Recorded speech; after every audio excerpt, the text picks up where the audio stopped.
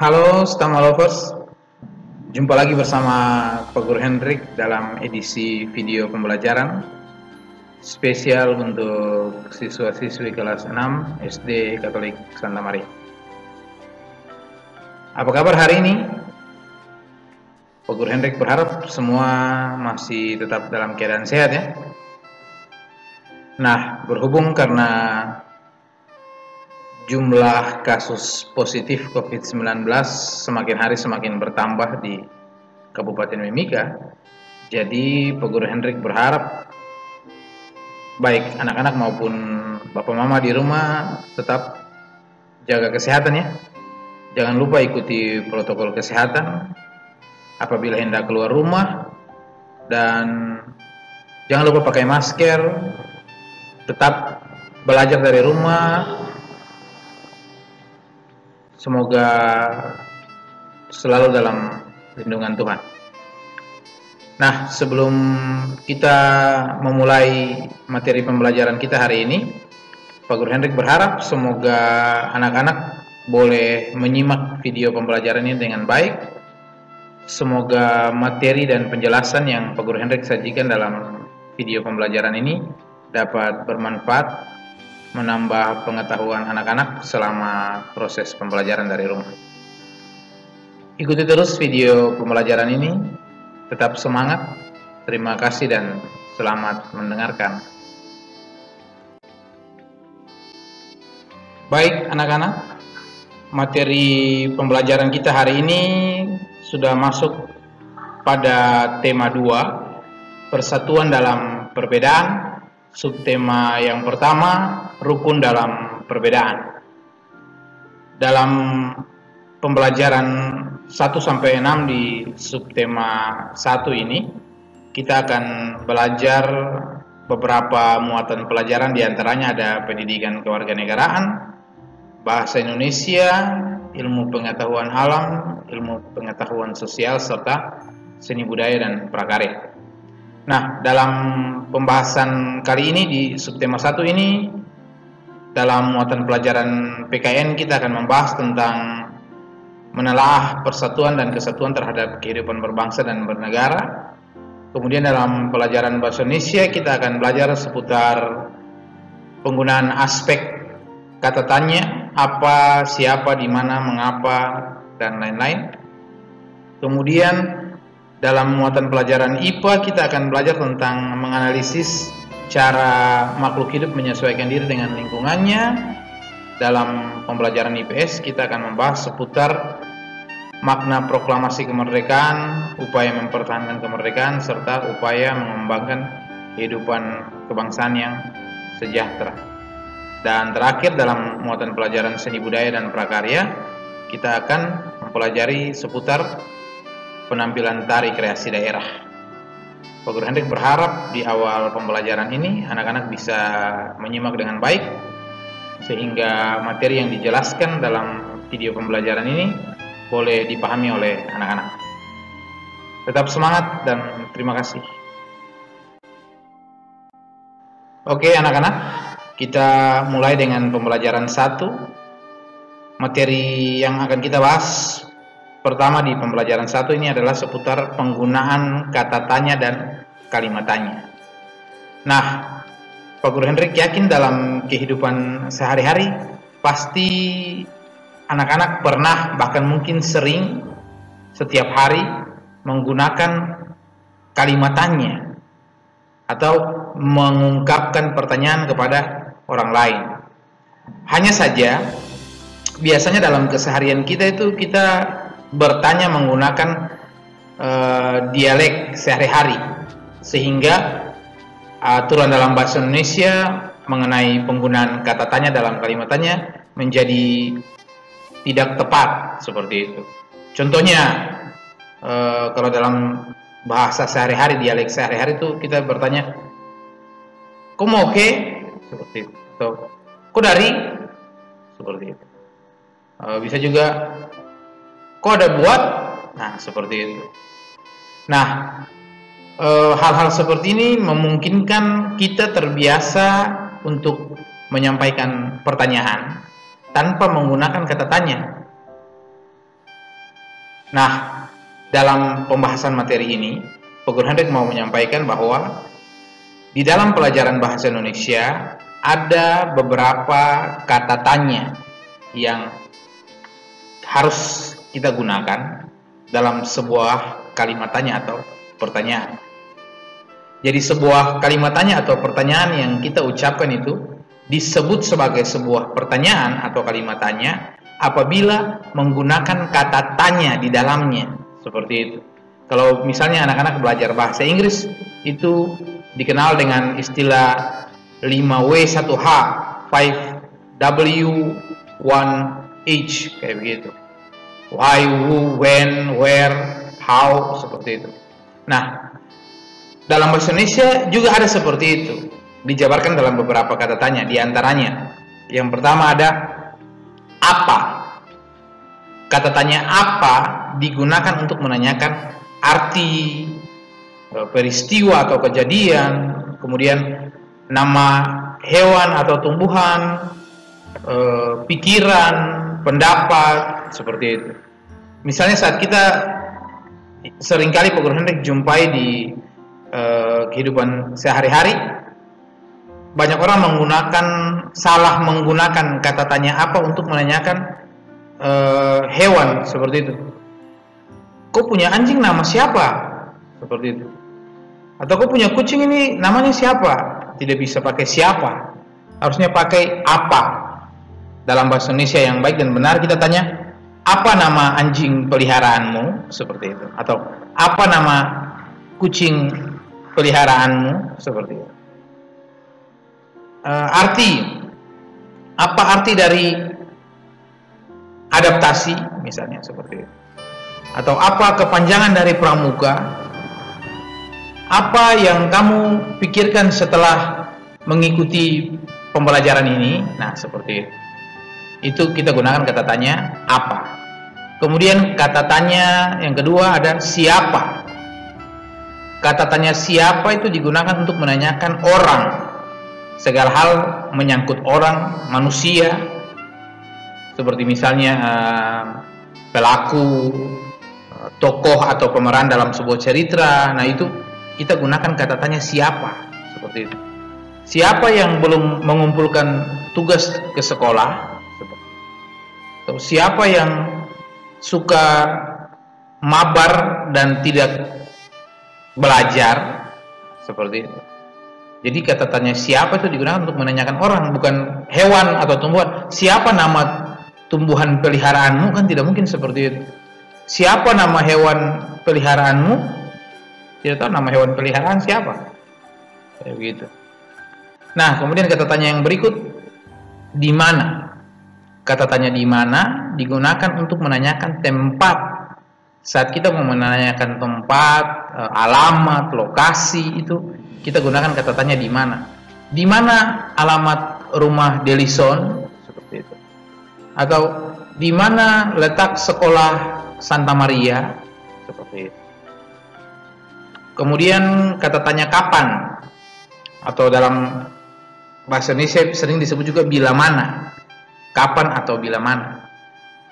Kata tanya kapan digunakan untuk menanyakan waktu. Waktu seperti semua hal dalam satuan waktu itu ditanyakan menggunakan kapan, seperti itu. Masa, saat, momen, seperti itu. Kapan Indonesia memperingati hari kemerdekaannya, seperti itu. Atau kapan peristiwa Rengas Dengklok terjadi, nah, seperti itu. Jawabannya pasti mengarah pada waktu, entah hari, tanggal, bulan, tahun, jam, pagi, siang, sore, malam. Intinya dia berhubungan dengan waktu, seperti itu. Kemudian kata tanya mengapa. Kata tanya mengapa digunakan untuk menanyakan sebab atau alasan. Mengapa Patimura bisa tertangkap? Takdir. Takdir dong pasti. Atau mengapa Claudia sering tidak mengumpulkan tugas matematika? Nah, seperti itu. Itu kata tanya mengapa digunakan untuk menanyakan sebab atau alasan. seperti itu. Kemudian yang berikut lagi ada kata tanya bagaimana. Bagaimana ini biasanya digunakan untuk menanyakan kabar. Bagaimana kabarmu? Kadang orang menggunakan apa kabarmu, tapi lebih tepat kalau kita gunakan bagaimana kabar. Selain kabar juga misalnya menggunakan atau digunakan untuk menanyakan cara. Bagaimana cara bangsa Indonesia mengusir penjajah dari Indonesia? Nah, seperti itu. Bagaimana cara membuat layang-layang? Seperti itu. Kemudian yang terakhir ada kata tanya berapa. Berapa ini biasanya digunakan untuk menanyakan jumlah, baik usia, harga, segala hal menyangkut jumlah itu biasanya digunakan kata tanya berapa. Berapa jumlah siswa kelas 6 saat ini? Berapa jumlah pasien yang terdampak virus corona di Kabupaten Mimika sampai hari ini? Seperti itu. Berapa jumlah orang yang sudah sembuh? Itu kata tanya berapa. Seperti itu ya. Nah, sebuah kalimat disebut sebagai kalimat tanya atau pertanyaan jika menggunakan kata-kata tanya tersebut. Kemudian menggunakan intonasi yang baik serta diakhiri dengan tanda tanya.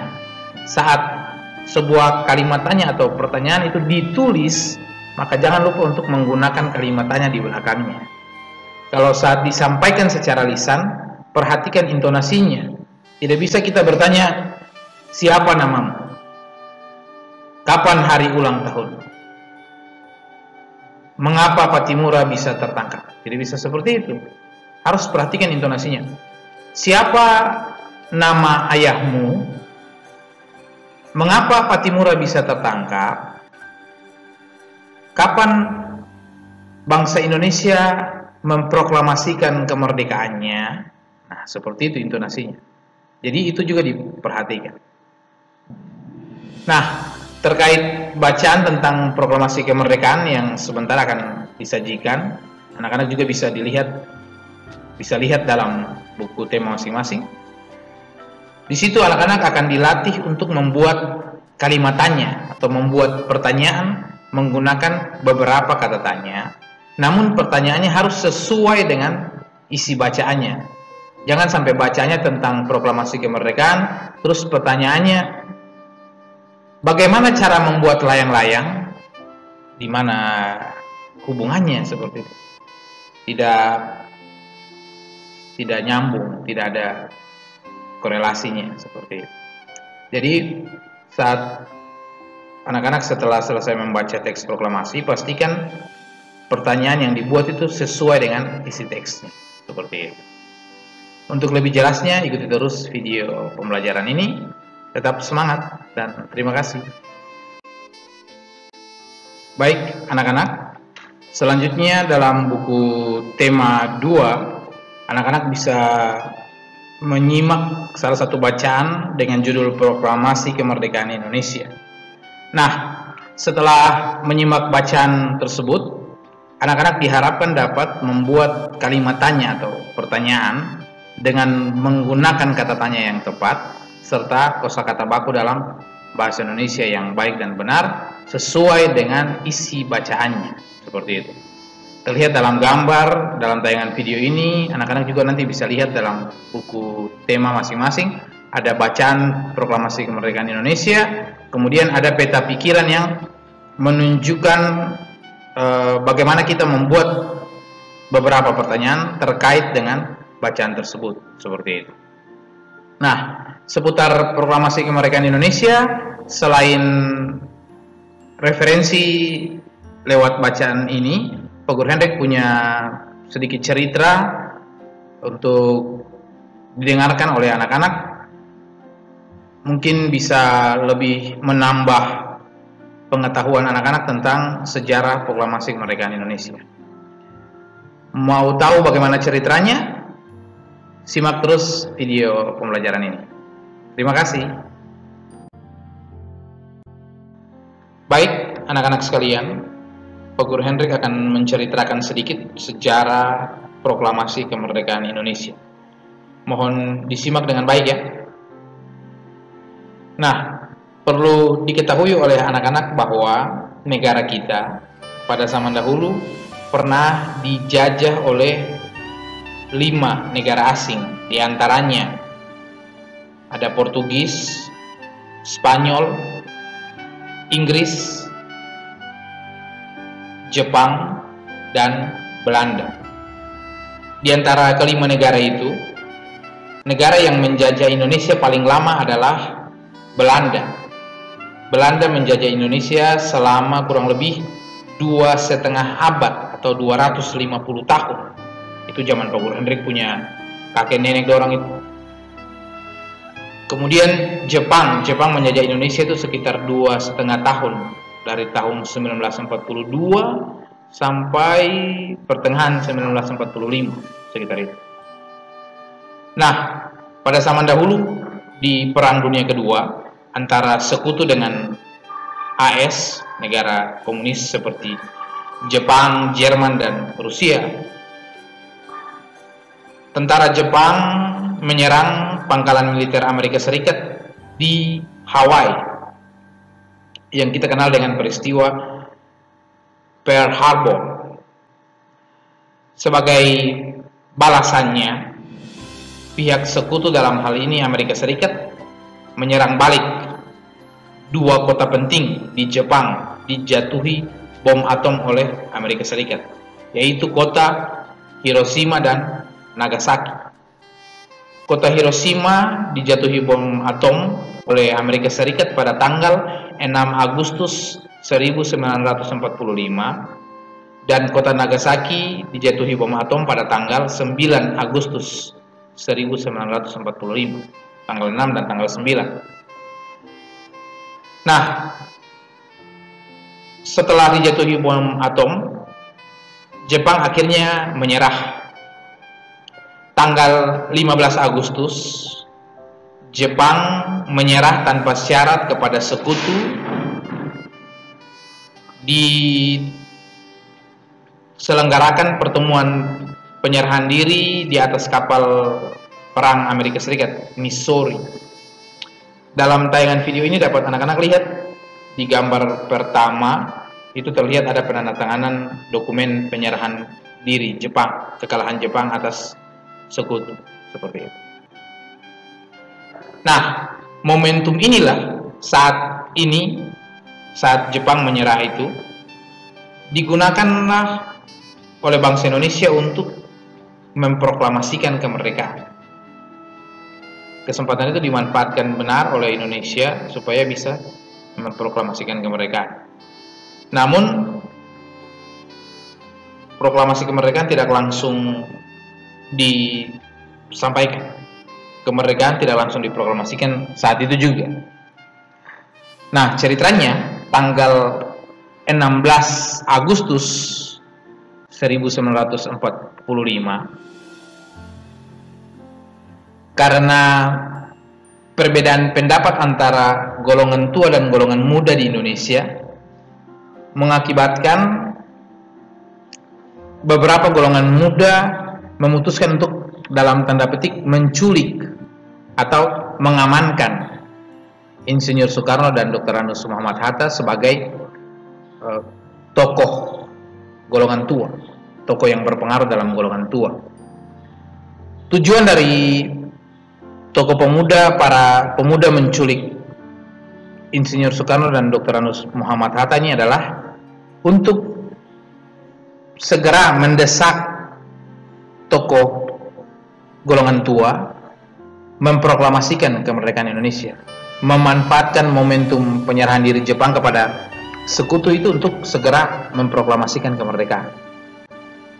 Mereka menculik atau mengamankan 2 tokoh golongan tua itu ke rumah salah satu perwira Jepang, namanya Laksamana Maeda, atau lebih kita kenal dengan nama lengkapnya Laksamana Tadashi Maeda.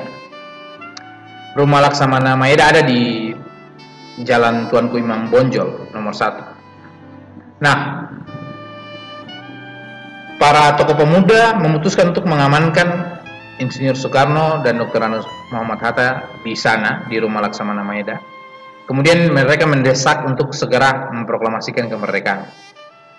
Peristiwa inilah yang kita kenal dengan sebutan peristiwa Rengas Dengklok, karena rumah Laksamana Maeda ini berada di daerah Rengas Dengklok, seperti itu. Pada malam itulah, tanggal 16 Agustus, Insinyur Soekarno bersama dengan Dr. Anus Muhammad Hatta dan Mr. Ahmad Subarjo mulai merumuskan teks atau naskah proklamasi. Kemudian teks tersebut ditulis sendiri oleh Insinyur Soekarno. Setelah selesai menulis teks proklamasi kemerdekaan, teks tersebut diserahkanlah kepada salah satu tokoh pemuda yang hadir saat itu untuk diketik. Nama tokoh pemuda yang mengetik teks atau naskah proklamasi adalah Sayuti Melik. Sayuti Melik itu gambarnya terletak di sudut kiri bawah kemeja putih itu. Nah, Sayuti Melik pun kemudian mengetik teks atau naskah proklamasi itu. Dalam tayangan video ini anak-anak bisa lihat ada dua bentuk teks proklamasi. Yang pertama itu merupakan teks tulisan tangan atau teks asli yang ditulis oleh Insinyur Soekarno, dan yang kedua itu teks yang sudah diketik oleh Sayuti Melik, dikenal dengan sebutan teks autentik, seperti itu. Setelah selesai merumuskan teks proklamasi, kedua tokoh golongan tua tersebut kemudian diantar kembali ke rumah Insinyur Soekarno di Jakarta. Nah, sebelum proklamasi kemerdekaan, Pak Gunhadek mau kasih tahu dulu, setelah menulis teks proklamasi, Insinyur Soekarno kemudian setelah diketik oleh Sayuti Melik, Insinyur Soekarno kemudian membuang teks atau naskah proklamasi yang ditulis tangan oleh beliau itu. Salah satu tokoh pemuda yang melihat kejadian ini adalah BM Diah. BM Diah inilah yang kemudian mengamankan teks atau naskah asli proklamasi yang ditulis oleh Insinyur Soekarno yang sudah dibuang ke tempat sampah itu, diamankan oleh BM Diah, seperti itu. Sehingga belakangan baru kita tahu bahwa ternyata teks proklamasi yang ditulis sendiri oleh Insinyur Soekarno masih disimpan dengan baik oleh BM Diah ini, seperti itu. Nah, keesokan harinya, tanggal 17 Agustus 1945, bertempat di kediaman Insinyur Soekarno, Jalan Pegangsaan Timur nomor 56, Jakarta, bangsa Indonesia memproklamasikan kemerdekaannya tepat jam 10 pagi. Teks proklamasi dibacakan sendiri oleh Insinyur Soekarno dan ditandatangani oleh Insinyur Soekarno dan Dr. Anus Muhammad Hatta mewakili seluruh bangsa Indonesia. Teks proklamasi ini sebagai bukti bahwa Indonesia menyatakan diri sebagai negara yang merdeka.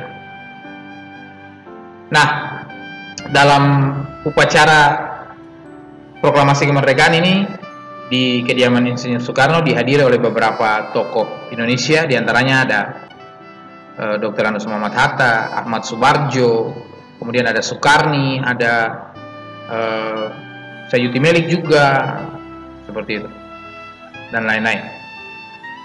Kemudian pada hari yang sama juga, hari itu juga dikumandangkanlah lagu Indonesia Raya yang diciptakan oleh Wage Rudolf Supratman, dinyanyikan pertama kali pada saat Sumpah Pemuda 28 Oktober 1928, kemudian dinyanyikan kembali lagi saat proklamasi kemerdekaan. Nah, ada salah satu peristiwa unik yang terjadi pada momen proklamasi, yaitu pengibaran bendera pusaka. Salah satu tokoh pemuda yang terlibat dalam Paskibra atau pasukan pengibar bendera itu adalah Abdul Latif Hendraningrat. Latif Hendraningrat, dapat anak-anak lihat gambarnya dalam tayangan video ini di sudut kanan atas. Latif bertugas sebagai penggerak bendera pasukan pengibar bendera pusaka ya, atau kita kenal dengan sebutan Paskibraka itu. Bendera yang dikibarkan pada momen proklamasi itu dijahit sendiri oleh istri dari Insinyur Soekarno, yaitu Ibu Fatmawati Soekarno. Bendera itulah yang kemudian kita kenal dengan sebutan Sang Saka Merah Putih. Sampai sekarang masih tersimpan di museum di Jakarta. Dalam tayangan video ini bisa anak-anak lihat mesin yang digunakan oleh Ibu Fatmawati untuk menjahit benderanya.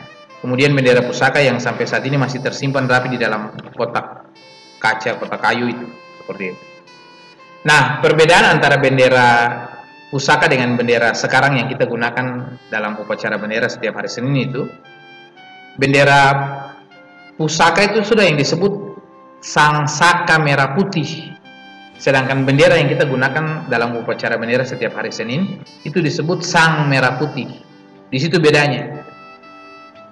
Beda antara bendera pusaka atau Sang Saka Merah Putih, yaitu bendera asli, bendera pusaka yang dijahit oleh Ibu Fatmawati, dan bendera yang kita gunakan sampai saat ini untuk upacara bendera itu disebut Sang Merah Putih. Seperti itu. Dalam tayangan video ini bisa anak-anak lihat beberapa tokoh, diantaranya ada Laksamana Tadashi Maeda, gambar sebelah kiri tengah berbaju militer perwira dengan baju ala Jawa. Kemudian ada Insinyur Soekarno dan Dr. Andes Muhammad Hatta saat berunding seputar teks proklamasi. Kemudian ada juga Sayuti Melik di sudut kiri bawah. Di sebelahnya ada BM Dia, orang yang tokoh pemuda yang menemukan dan menyimpan teks proklamasi asli yang ditulis oleh Insinyur Soekarno. Kemudian ada juga Mr. Ahmad Subarjo. Kemudian Insinyur Soekarno bersama Ibu Fatmawati dan anak-anaknya ini kurang kenal siapa yang bisa jadi mungkin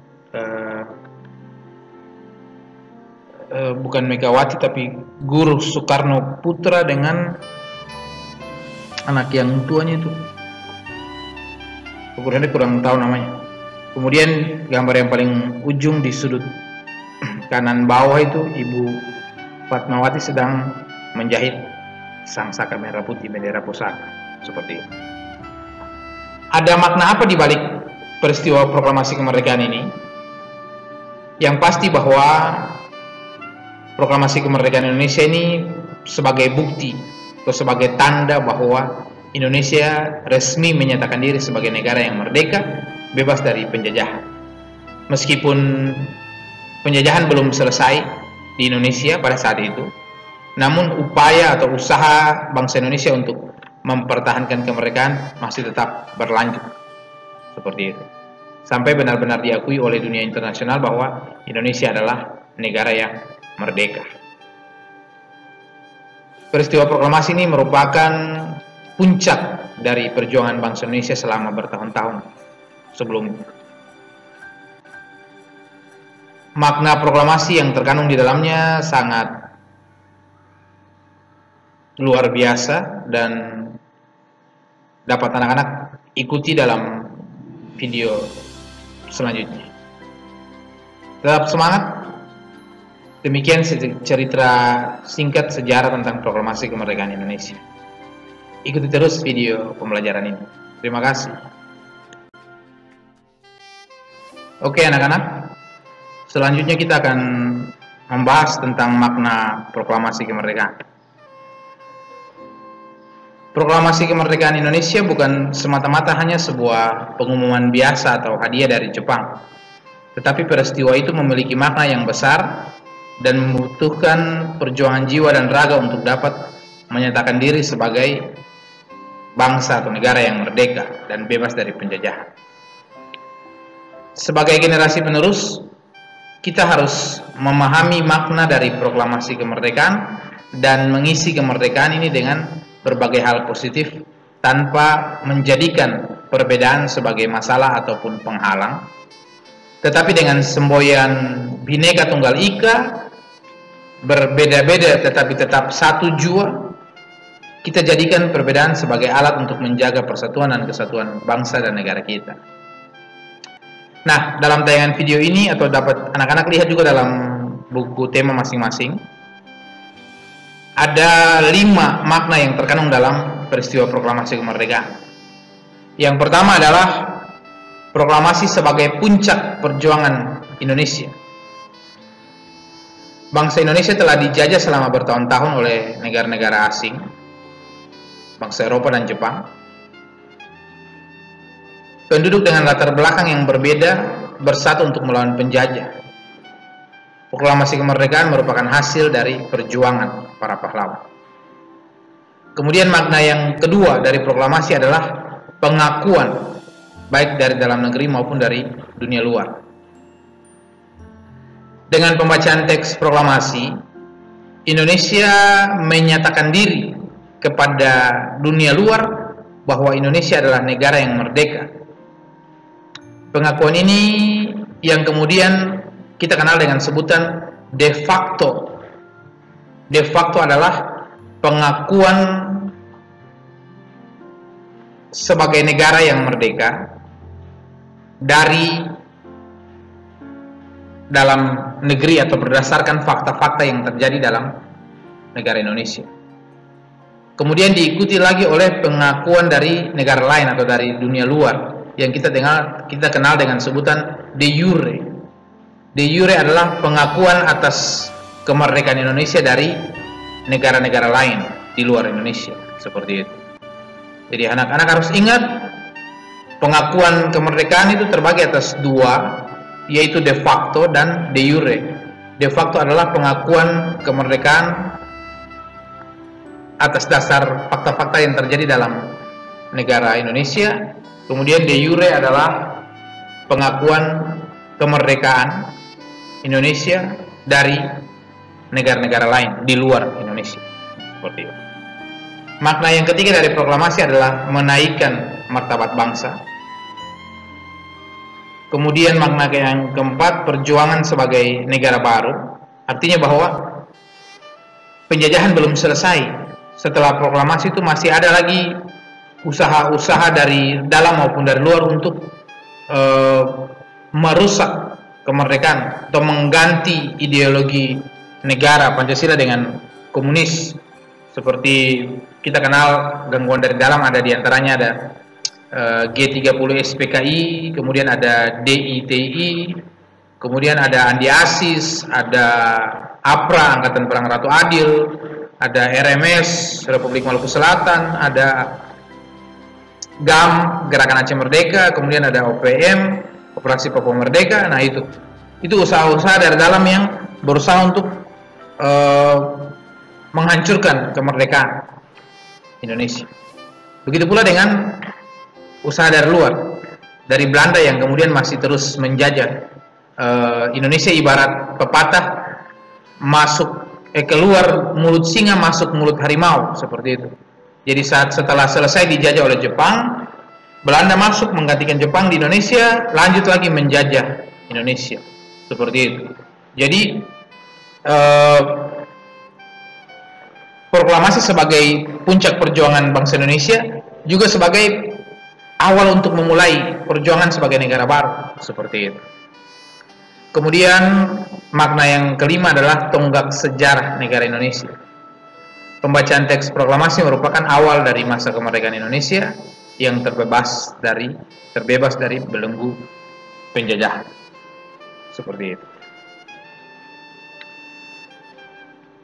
Sekian materi untuk pembelajaran 1. Selanjutnya kita akan masuk pada pembelajaran 2. Jangan lupa untuk selesaikan tugas yang nanti diberikan setelah UTS. Ikuti terus video pembelajaran ini, tetap semangat dan terima kasih. Baik anak-anak, masih dalam pembelajaran 1, tema 2, subtema 1, kita akan mempelajari tentang penyesuaian diri makhluk hidup. sebelum menyimak bacaan tentang bunga teratai, terlebih dahulu Pak Guru Hendrik akan menjelaskan sedikit tentang penyesuaian diri makhluk hidup. Nah, kemampuan makhluk hidup untuk menyesuaikan diri dengan lingkungan tempat hidupnya disebut adaptasi. Setiap makhluk hidup memiliki kemampuan dan cara masing-masing untuk beradaptasi atau menyesuaikan diri dengan lingkungan tempat hidup. Menurut bentuknya, adaptasi dikelompokkan menjadi 3 bentuk. Di antaranya, ada yang namanya adaptasi morfologi atau perubahan bentuk tubuh akibat penyesuaian diri. Kemudian adaptasi fisiologi, perubahan fungsi kerja tubuh akibat penyesuaian diri. Dan yang terakhir ada adaptasi tingkah laku, perubahan tingkah laku akibat penyesuaian diri, seperti itu.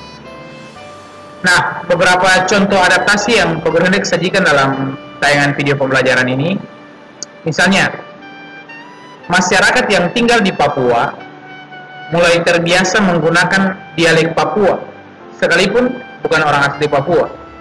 Pak Guru Hendrik misalnya dari Maluku, terbiasa dengan logat Maluku, namun karena sudah lama tinggal di Papua sejak 2009, makanya Pak Guru Hendrik punya dialek, logat itu kadang-kadang mengikuti logat Papua, kadang-kadang menggunakan dialek Papua, seperti itu. Kemudian hewan, misalnya hewan bunglon dapat mengubah warna kulitnya sesuai dengan tempat hidupnya. Itu juga bagian dari adaptasi, contoh adaptasi. Kemampuan bunglon untuk mengubah warna kulit sesuai dengan tempat hidupnya disebut mimikri, seperti itu. Kemudian untuk tumbuhan, seperti bacaan dalam buku tema bunga teratai, tumbuhan teratai memiliki akar di dalam air, kemudian hidup dengan cara menjalar dan mengapung di atas air. Itu cara teratai menyesuaikan diri atau beradaptasi dengan lingkungan tempat hidup. Nah, Pak Guru Hendrik berharap anak-anak bisa menyimak dengan baik bacaan bunga teratai, kemudian anak-anak bisa menentukan ciri-ciri dari bunga teratai terkait dengan cara teratai beradaptasi dengan habitatnya atau tempat hidup, seperti itu. Selanjutnya kita akan masuk pada pembelajaran kedua. Simak terus video pembelajaran ini. Terima kasih. Baik anak-anak, kita masuk pada pembelajaran kedua. Di pembelajaran kedua ini kita akan belajar seputar perilaku atau sikap yang menunjukkan menghargai perbedaan sebagai bentuk dari memaknai proklamasi kemerdekaan. Nah, sesuai dengan semboyan negara kita, Bhinneka Tunggal Ika, yang artinya berbeda-beda tetapi tetap satu jua, maka perbedaan seharusnya tidak menjadi penghalang untuk persatuan dan kesatuan bangsa. Dengan bersatu, bahu-membahu, bekerja sama, kita mampu untuk melakukan banyak hal positif. Seperti kata pepatah atau peribahasa dalam bahasa Indonesia, bersatu kita teguh, bercerai kita runtuh. Seperti itu.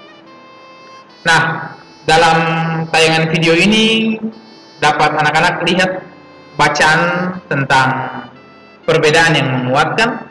Bisa juga anak-anak ikuti dalam buku tema masing-masing. Pak Guru Hendrik berharap setelah menyimak bacaan tersebut, anak-anak bisa mengisi diagram prayer dengan hal-hal terkait perbedaan yang ada dalam bacaan tersebut, seperti itu. Ikuti terus video pembelajaran ini, tetap semangat dan terima kasih. Oke anak-anak, berbicara soal persatuan dalam perbedaan itu, negara kita Indonesia ini memiliki banyak sekali perbedaan. Oleh karena itu, semboyan negara kita itu benar-benar tepat karena sekalipun kita bangsa Indonesia terdiri atas beraneka ragam, baik suku bangsa, agama, ras, golongan, warna kulit, budaya, adat istiadat, namun kita tetap satu bangsa, yaitu bangsa Indonesia. Seperti itu. Nah, perlu diketahui juga oleh anak-anak, untuk kesekian kalinya Pak Guru Hendrik ingatkan bahwa istilah Bhinneka Tunggal Ika yang kita gunakan sampai saat ini sebagai semboyan negara terdapat dalam kitab Sutta Soma karangan Empu Tantular yang hidup di zaman kerajaan Majapahit, kerajaan Hindu terbesar di Indonesia itu. Seperti itu. Nah, dari sekian banyak perbedaan yang ada, salah satunya dapat kita lihat dalam hal kebudayaan. Kebudayaan yang Pak Guru Hendrik maksud di sini adalah contohnya dalam hal tarian. Dalam tayangan video ini, atau dapat anak-anak ikuti juga dalam buku tema, ada sebuah bacaan tentang tari lego-lego, tarian adat yang berasal dari daerah Alor dan mengandung makna persatuan. Pak Guru Hendrik yakin bahwa setiap kita dari daerah asal kita masing-masing juga punya tarian adat yang berbeda-beda pastinya. Nah, dalam tarian adat kita mungkin saja ada gerakan-gerakan yang bermakna persatuan dan kesatuan, bermakna membina kerjasama, seperti itu. Berbicara tentang gerakan dalam tarian tidak terlepas dengan yang namanya pola gerak atau pola lantai. Seperti apa pola lantai dalam tarian lego-lego atau tarian tradisional yang lain di Indonesia? Dapat anak-anak ikuti dalam video pembelajaran ini. Ikuti terus video pembelajarannya, simak terus penjelasan dari Pak Guru Hendrik. Tetap semangat. Terima kasih.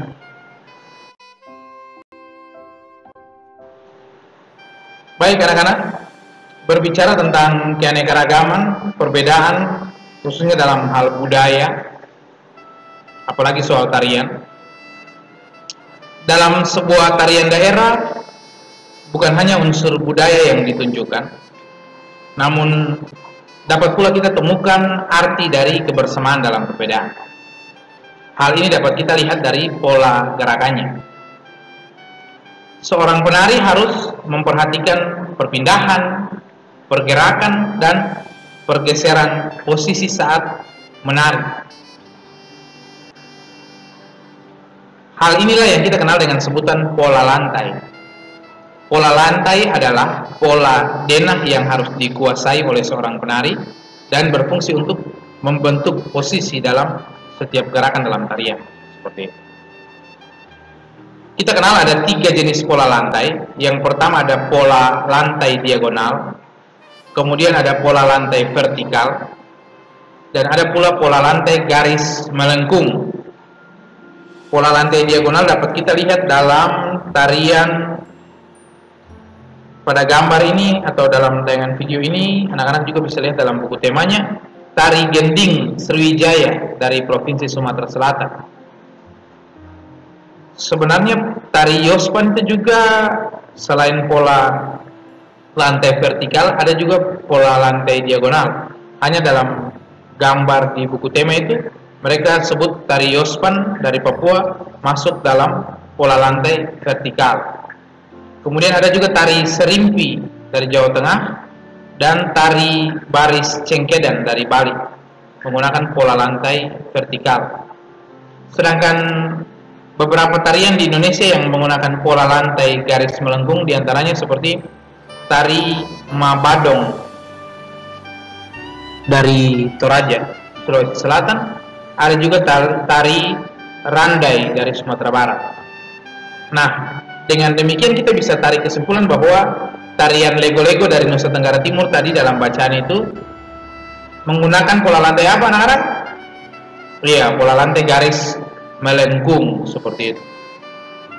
Pak Guru Hendrik biasa lihat masyarakat Nusa Tenggara Timur, Flores Timur biasanya ada salah satu tarian yang membentuk seperti itu, lingkaran seperti itu, terus saling bergandengan tangan.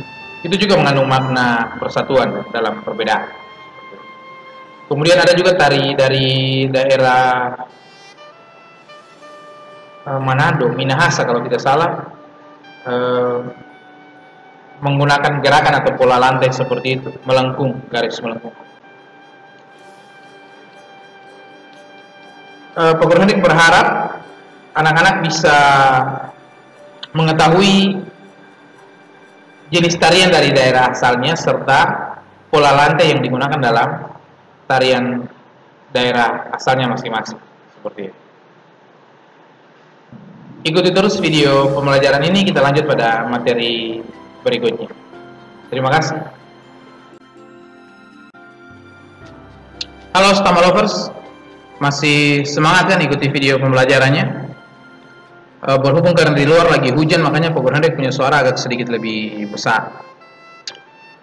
Jangan lupa kurangi volume handphonenya ya. Nah, kita masuk pada pembelajaran yang ketiga. Materi yang akan dibahas dalam pembelajaran 3 ini antara lain yang pertama tentang adaptasi tumbuhan. Nah, seperti dalam penjelasan sebelumnya, bukan hanya manusia dan hewan yang memiliki kemampuan beradaptasi, namun tumbuhan juga memiliki kemampuan untuk beradaptasi dengan lingkungan tempat hidupnya. Tujuannya adalah untuk melindungi sekaligus mempertahankan diri dari ancaman di sekitarnya. Pogor Hendak kasih contoh sebelum kita masuk pada tumbuhan, contoh bentuk adaptasi untuk mempertahankan diri yang lain. Kalau manusia itu gampang sekali kita lihat. Hewan misalnya, cumi-cumi atau dalam dialek keseharian kita sebut sontong itu, untuk melindungi diri dia harus mengeluarkan cairan hitam seperti itu saat berenang atau mencegah agar tidak terancam. Kemudian hewan lain misalnya walang sangit. Walang sangit biasanya mengeluarkan bau busuk. Cara menyesuaikan diri atau mempertahankan diri itu mengeluarkan bau busuk seperti itu. Kalau tumbuhan misalnya putri malu. Putri malu mempertahankan diri atau beradaptasi dengan lingkungan sekitarnya dengan cara menguncup apabila daunnya disentuh seperti itu. Kemudian ada pula tanaman cocor bebek atau teratai yang tadi sudah kita bahas di pembelajaran sebelumnya. Nah, berdasarkan tempat hidupnya atau habitatnya, adaptasi pada tumbuhan itu terbagi atas 3 jenis seperti itu. Penyesuaian diri tumbuhan terbagi atas 3 jenis menurut adaptasi tempat hidupnya. Yang pertama ada hidrofit. Hidrofit, tumbuhan yang sebagian tubuhnya ada di permukaan air, atau dengan kata lain disebut tumbuhan yang beradaptasi dengan cara atau tumbuhan yang beradaptasi di lingkungan yang berupa perairan seperti itu. Akarnya berada di air, kemudian memiliki rongga udara dalam batang atau tangkai daun. Daunnya muncul ke permukaan air. Di sini disebutkan contohnya kangkung atau bisa juga teratai seperti cocor bebek seperti itu. Kemudian jenis yang kedua ada tumbuhan higrofit. Tumbuhan higrofit adalah tumbuhan yang menyesuaikan diri dengan lingkungannya dengan cara hidup di daerah yang lembab. Lembab itu berarti dia tidak kering sekali, tidak berair sekali seperti itu. Tubuhnya terdiri atas bagian-bagian akar, batang, dan daun. Batangnya pada umumnya tidak tampak karena terdapat di dalam tanah. Daunnya yang muda umumnya melingkar atau menggulung. Contohnya seperti pakis seperti itu. Tumbuhan higrofit yang lain misalnya kacang panjang seperti itu. Kemudian jenis yang ketiga ada namanya xerofit. Xerophyte adalah tumbuhan yang hidup dan beradaptasi di lingkungan yang kering. Tumbuhan ini memiliki daun tebal, ada yang sempit, kadang-kadang berubah bentuk menjadi bentuk duri, sisik, atau bahkan tidak mempunyai daun. Dapat anak-anak lihat dalam contoh ini misalnya lidah buaya. Ada juga tanaman lain misalnya kaktus atau bambu seperti itu. Menyesuaikan diri mempertahankan hidup dengan duri yang melekat pada tumbuhannya seperti itu. Nah, bukan hanya tumbuhan yang bisa menyesuaikan diri, tapi juga hewan dan manusia.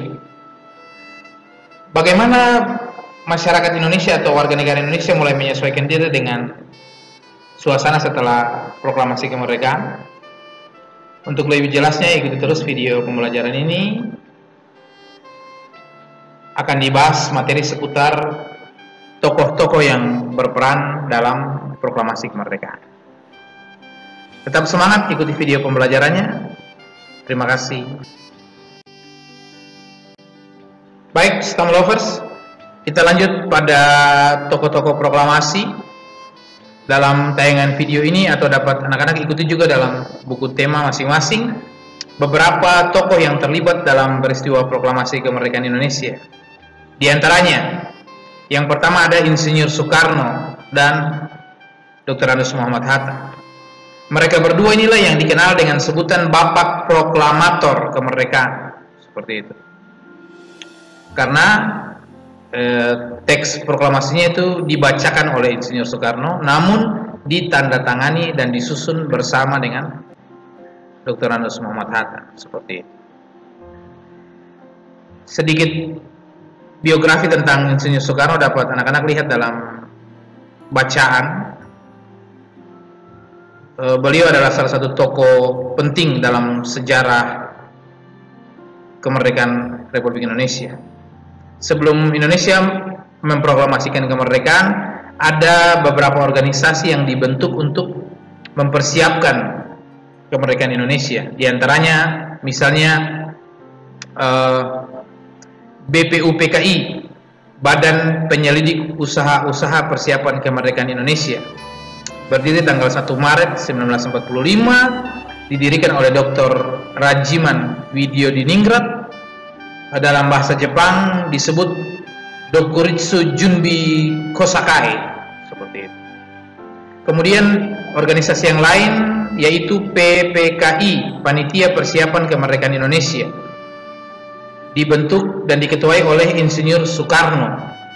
Dalam bahasa Jepang disebut Dokuritsu Junbi Linkai, seperti itu.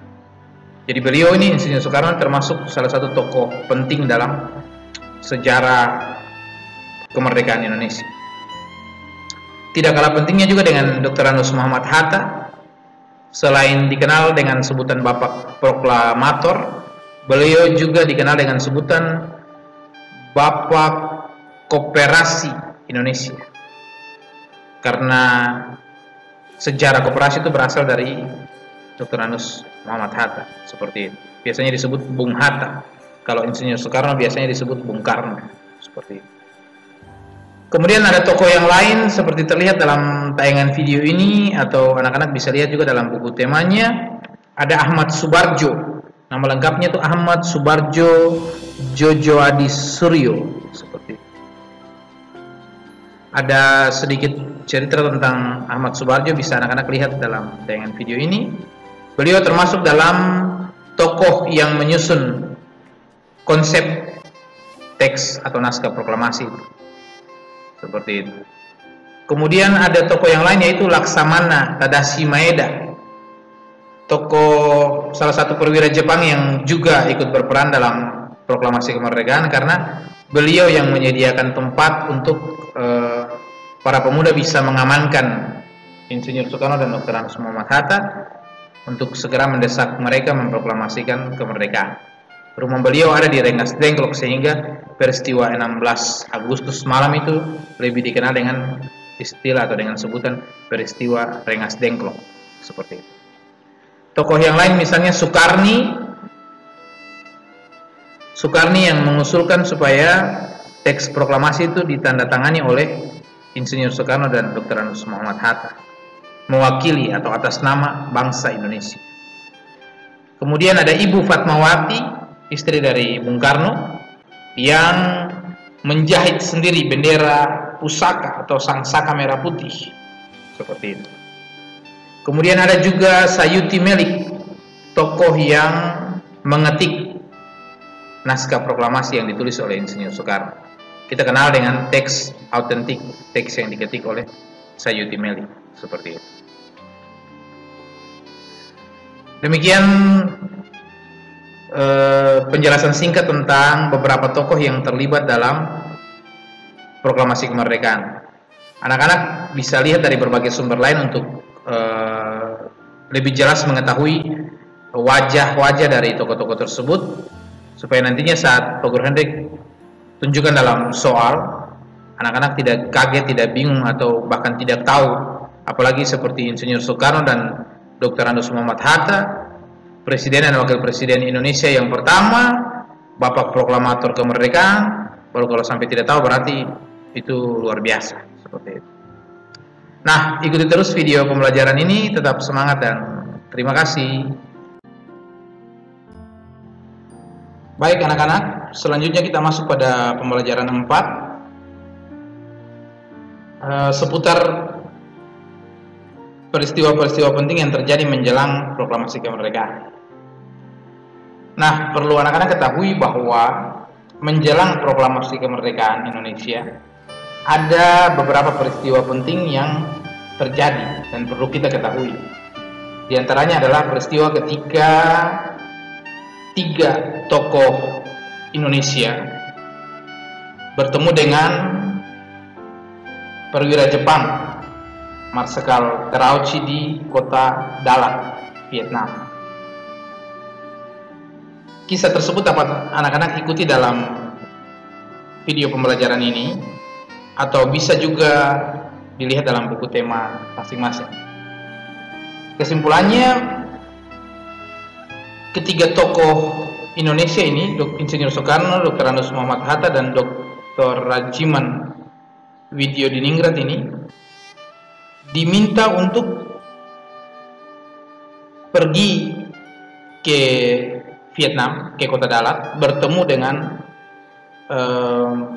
Jenderal Jepang di Asia Tenggara, yaitu Marsikal Terauchi. Beliau ingin supaya menghadiahkan kemerdekaan kepada Indonesia. Makanya beliau memanggil ketiga tokoh Indonesia ini untuk ke Dalat supaya membicarakan tentang hal itu. Namun Indonesia tidak ingin kemerdekaan itu semata-mata menjadi pemberian Jepang atau hadiah dari Jepang. Mereka ingin bahwa betul-betul kemerdekaan itu berasal dari Indonesia sendiri. Sudah waktunya untuk merdeka, bebas dari penjajahan, maka Indonesia harus menyatakan sikap, menyatakan diri sebagai bangsa yang merdeka. Oleh karena itu terjadilah pertentangan antara kaum muda dan kaum tua tentang prinsip kemerdekaan yang seharusnya tidak boleh disebut sebagai hadiah dari Jepang, melainkan dari usaha bangsa Indonesia selama ini untuk merebut kemerdekaan dari tangan penjajah, seperti itu. Dalam tayangan video ini bisa anak-anak lihat beberapa gambar atau foto yang menunjukkan peristiwa penting sebelum proklamasi kemerdekaan itu, ketika Insinyur Soekarno, Dr. Anus Muhammad Hatta, dan Dr. Rajiman Widyodiningrat dipanggil oleh Marsikal Terauchi ke Dalat, Vietnam. Ada beberapa foto yang diabadikan di dalam video ini. Bisa anak-anak lihat pertemuan antara Marsikal Terauchi dengan ketiga tokoh Indonesia tersebut, seperti itu. Pak Guru Hendrik berharap setelah menyimak bacaan ini, anak-anak bisa mengisi peta pikiran dengan tepat, menjawab berbagai pertanyaan yang diberikan, tugas-tugas yang diberikan terkait proklamasi kemerdekaan dengan tepat. Setelah ini kita akan lanjut pada pembelajaran yang kelima, masih seputar persatuan dalam perbedaan sebagai bentuk memaknai proklamasi kemerdekaan. Ikuti terus video pembelajarannya, tetap semangat dan terima kasih. Halo STEM lovers, masih semangat kan ikuti video pembelajarannya? Nah, tidak terasa kita sudah masuk pada pembelajaran kelima, masih seputar persatuan dalam perbedaan sebagai bentuk memaknai proklamasi kemerdekaan. Nah, perlu Pak Hendrik ingatkan sekali lagi bahwa proklamasi kemerdekaan bukan hanya sekedar pengumuman biasa, melainkan langkah awal untuk bebas dari penjajahan, sehingga udara kemerdekaan masih dapat kita hirup sampai hari ini. Proklamasi kemerdekaan juga selain sebagai puncak dari perjuangan bangsa Indonesia, kemerdekaan bukan merupakan hadiah dari Jepang maupun Belanda. Kemerdekaan yang kita raih sampai hari ini semata-mata karena perjuangan dan pengorbanan jiwa dan raga, bahkan nyawa dari para pendahulu kita, pejuang-pejuang yang dengan gagah berani berusaha untuk merebut bahkan mempertahankan kemerdekaan. Upaya untuk memperjuangkan kemerdekaan dilakukan oleh semua warga negara Indonesia, sekalipun berbeda-beda dalam hal suku bangsa, budaya, agama, ras, warna kulit, adat istiadat dan sebagainya, namun semua memiliki tujuan yang sama dan mulia, yaitu kemerdekaan Indonesia. Sebagai generasi penerus, sudah sepatutnya kita mengisi kemerdekaan dengan berbagai hal-hal positif. Dalam pembelajaran 5 kita diajak untuk bagaimana caranya memaknai proklamasi dengan berbagai sikap atau perilaku yang kita lakukan dalam kehidupan sehari-hari, yang menunjukkan sikap menghormati dan menghargai perbedaan sebagai bentuk dari menciptakan persatuan dan kesatuan di negara kita. Untuk lebih jelasnya dapat anak-anak simak dalam bacaannya, juga dalam video pembelajaran ini. Salah satu bentuk atau makna dari proklamasi dapat kita jumpai dalam kehidupan sehari-hari, yaitu lewat permainan tradisional. Permainan tradisional yang ditunjukkan dalam gambar ini adalah permainan rangku alu, berasal dari daerah Nusa Tenggara Timur. Seperti itu. Anak-anak mungkin pernah lihat permainan yang seperti ini, dua pasang teman memegang setiap ujung kayu, kemudian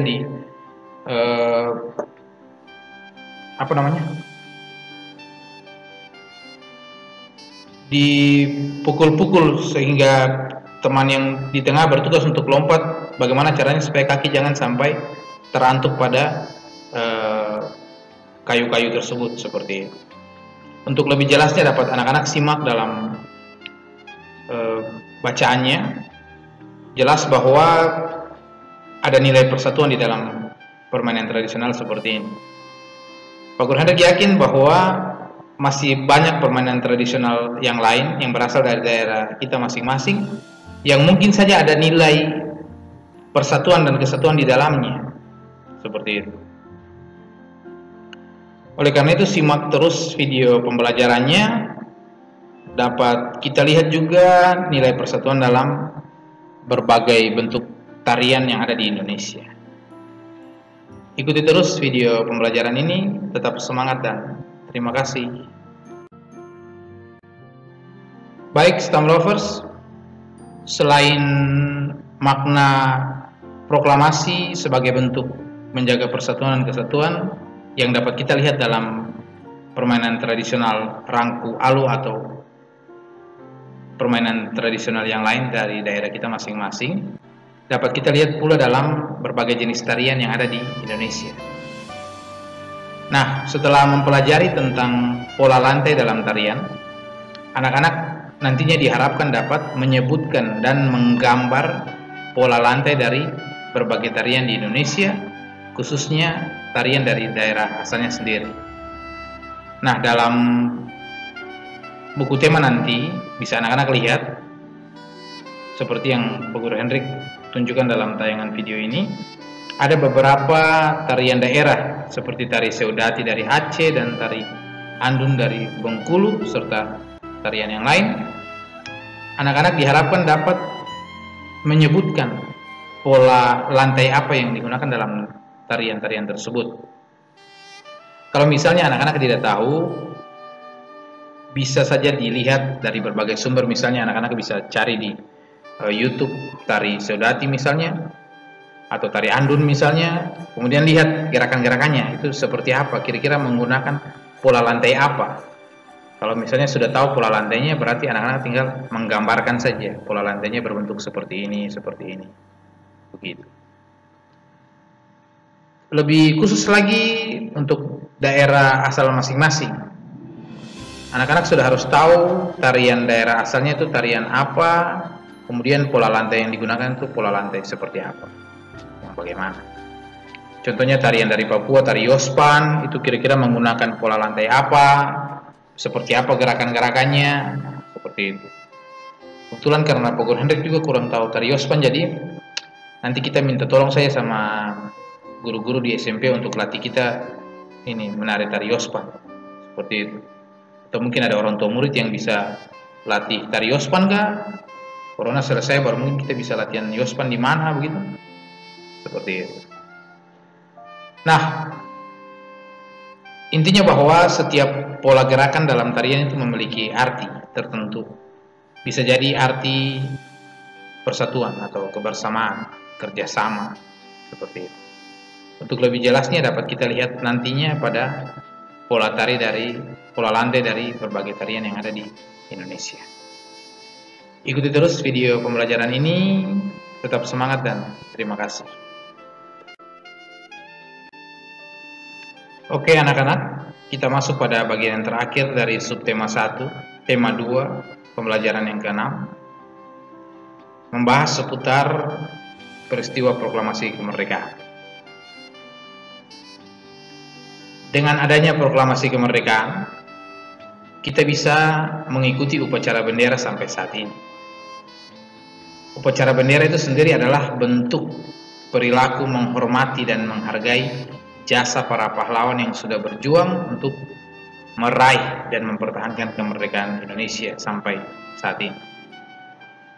Nah, sebagai petugas upacara, mungkin di antara anak-anak kelas 6 ada yang sudah pernah bertugas sebagai petugas upacara, baik itu pembawa acara atau MC, Master of Ceremony, terus pembawa undang-undang atau pembaca undang-undang, ajudan, komandan upacara atau pemimpin upacara, kemudian petugas-petugas yang lain misalnya. Khususnya untuk petugas upacara pasukan pengibar bendera atau paskibra, dibutuhkan kerjasama dan kekompakan dalam latihan sehingga nantinya bisa menjalankan tugas saat upacara bendera dengan baik dan upacara pun bisa berjalan dengan khidmat seperti ini.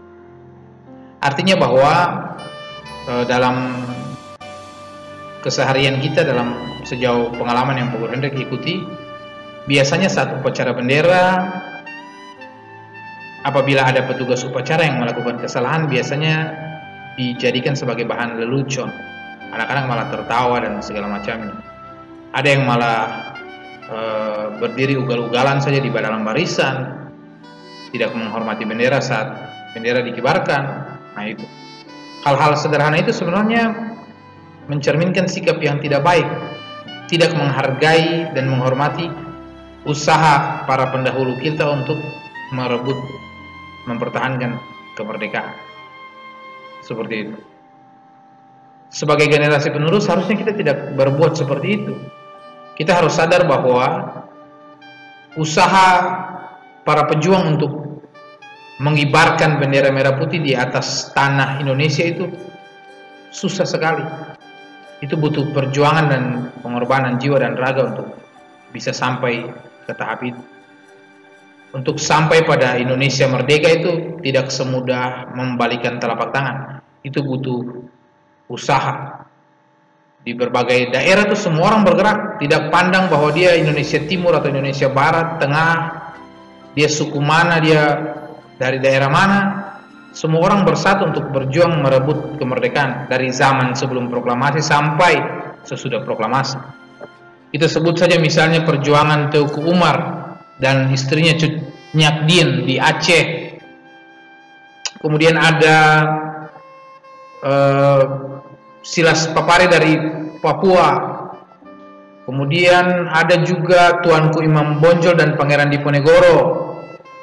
Ada lagi Thomas Matulesi dan Christina Marta Tiahaho serta kawan-kawannya dari Maluku. Ada pula Pangeran Antasari di Kalimantan, Sisingamangaraja 12, Sultan Hasanuddin dari Makassar, dan masih banyak lagi pahlawan-pahlawan Indonesia yang berusaha untuk merebut kemerdekaan. Bahkan hingga kemerdekaan itu direbut, dikumandangkan lewat proklamasi kemerdekaan, masih juga ada usaha untuk tetap mempertahankan kemerdekaan. Bisa lihat misalnya peristiwa 10 November yang kita kenal, kita peringati sebagai Hari Pahlawan sampai hari ini. Kemudian peristiwa Bandung Lautan Api, pertempuran 5 hari di Semarang, pertempuran Ambarawa, itu bentuk dari perjuangan bangsa Indonesia mempertahankan kemerdekaan. Belum lagi dengan peristiwa Laut Aru, ketika kapal perang Indonesia ditembak oleh kapal perang Inggris dan Belanda di Laut Arafura, perairan antara Provinsi Maluku dengan Papua itu. Kemudian kita kenal ada salah satu pahlawan yang gugur dalam pertempuran Laut Aru yang namanya Yosafat Sudarso, atau sering kita sebut dengan Yosudarso, diabadikan menjadi salah satu nama jalan di Timika ini. Nah, itu juga bagian dari pertempuran dalam mempertahankan kemerdekaan. Belum lagi dengan perang gerilya di bawah pimpinan Jenderal Sudirman, pemberontakan PETA di Blitar, dan masih banyak lagi bentuk-bentuk perjuangan lain yang dilakukan oleh bangsa Indonesia hingga kita bisa merebut dan mempertahankan kemerdekaan sampai hari ini.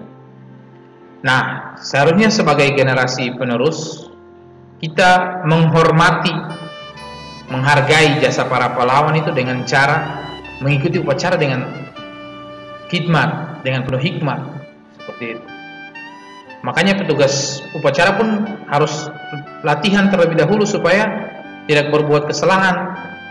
Peserta upacara pun tidak boleh tertawa, jadikan kesalahan petugas upacara sebagai lelucon, terus pesertanya malah tertawa-tertawa, seperti tidak bisa, tidak boleh seperti itu.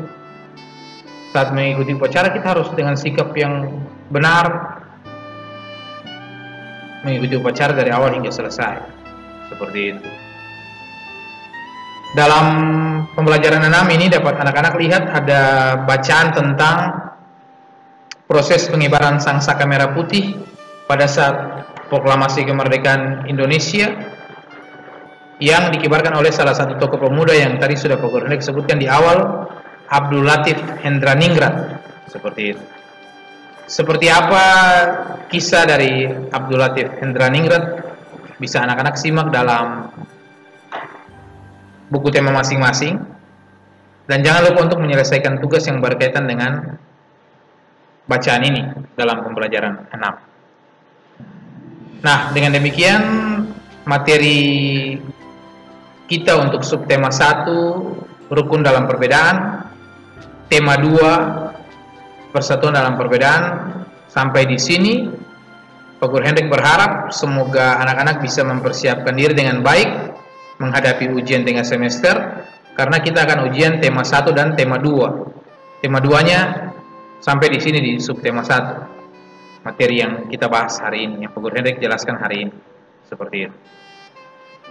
Jangan lupa untuk menyelesaikan semua tugas tepat waktu. Gunakan waktu sebaik mungkin selama 2 minggu ke depan.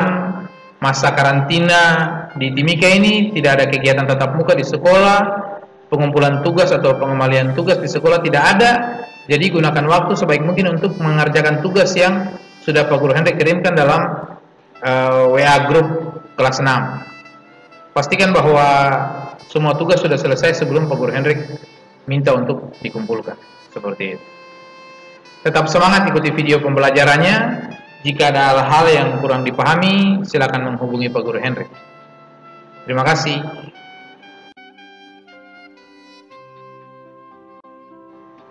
Baik, anak-anak sekalian, sekian video pembelajaran kita edisi hari ini seputar tema 2, persatuan dalam perbedaan.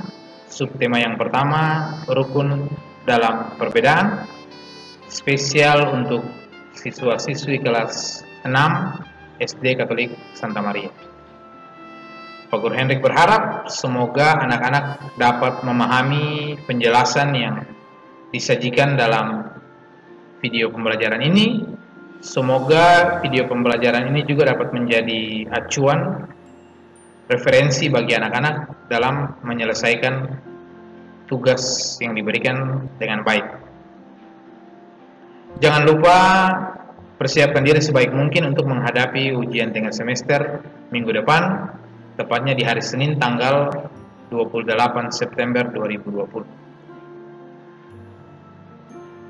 Akhir kata, tak ada gading yang tak retak. Jadi apabila ada hal-hal yang kurang berkenan ataupun kesalahan-kesalahan dalam pengucapan dan penulisan dalam video pembelajaran ini, Pak Guru Hendrik mohon maaf ya.